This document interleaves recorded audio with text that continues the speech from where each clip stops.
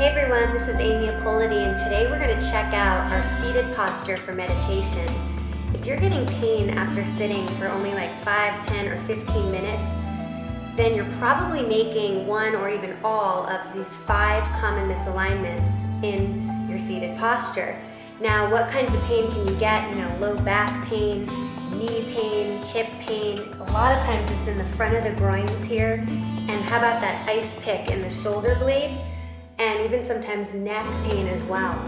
So if you're getting these pains after such a short time, we have to look at the posture and the alignment instructions going on. The first issue or common misalignment is bad cushioning. Okay, so if you're too high on the cushion or you're too low, then what happens is if your knees are up high like so, higher than your hip points, you're going to get groin issues right here, hip pain. If you're too high, which I can kind of duplicate with this blanket right here, okay? If I'm too high, then I can overly tip forward, which again causes issues where the hips come onto the femurs, blocking off the flow of blood to the legs start to fall asleep. You'll also see that happen with those wedges that they promote for meditation. Those wedges will also tip you too far forward. Okay, so and it can also, if you have cushions which are too mushy, that can also cascade you down so that you're tipping too far forward. So you want to have your cushion or your blanket stack in such a way that your knees are lower or the same height as your hips. If I turn to the side here and you look at, I have this awesome cushion, it's called a Ippoliti cushion. I don't meditate without it. But when I sit on this cushion, you can see that my knees are below my hips, or they could be at the same height. And what it's doing is it's actually tipping my sacrum into the body, not too much, just enough. That brings us to the second most common misalignment mistake, is that we can't quite get the walls of the belly and the back to be vertical. So either you're super tucked under like this, which is very unpleasant, not very attractive either, and it's going to cause low back issues. And again, you're too tipped forward where the belly is at an angle to the floor and so is the back body. Okay, so you want to be somewhere in the middle where these two walls are vertical. The third mistake that we make many times is we're told, oh, sit up straight.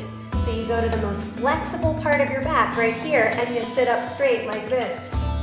Okay, and meanwhile you're completely collapsed in your waistline and in your kidneys. So the remedy there instead is to bring the waistline back, even to sit back a little bit more into your back body.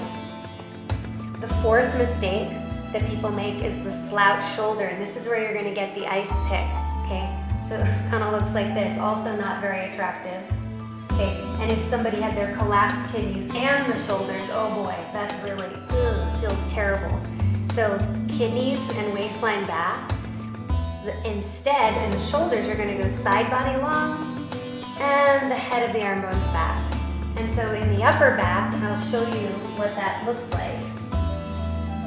This, not too squished, spacious, but integrated. Okay? The last mistake people make is the head positioning.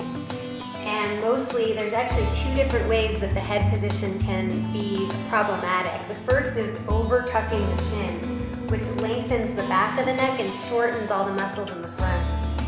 Okay? The other is simply, we call it throat forward. Also not very attractive. So you're here and the throat is forward and it puts a lot of strain on the neck. So instead, move your throat back. Keep your chin open like there's a regalness to your posture. So to review, you can think of even the 5 natural elements. Earth element is how you sit.